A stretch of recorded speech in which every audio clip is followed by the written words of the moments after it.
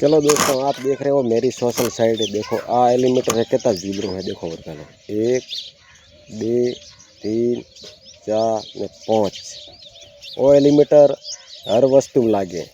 Inverter में लागे, home theatre में लागे, टैप में लागे और झटका मशीन में लागे। झटका मशीन में लगा वो तो आर वो है बैटरी भरवा रहा है, वो है झटका देवा रहा है और वो है थिएटर में जावा रहा।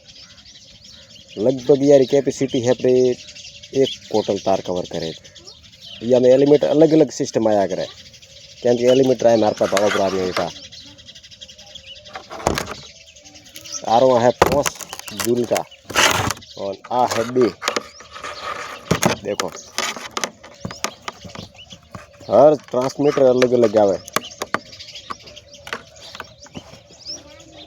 टोटल हर वस्तु अलग अलग आवे। देखो आ एलिमीटर अलग है, कालो बरो देखा है कैसे एक एलिमीटर है। देखो बरो बकायदा है, कोई वनावार धंधा नहीं, रियल में है। 1 2 3 4 ने 5 वो हादो झटको यार बने। वो झटको तो है फ्लैट में जावा वाला है। आ है बैकग्राउंड रा आउट ऑफ और वो है बैटरी भरवा। या में डायोड लगा पड़े, वो फ्लैट में लगा पड़े। और अगर वीडियो पास आयो तो धके शेयर फॉलो कर दो। जय बजरंग बली, सबकी करे भली। धन्यवाद।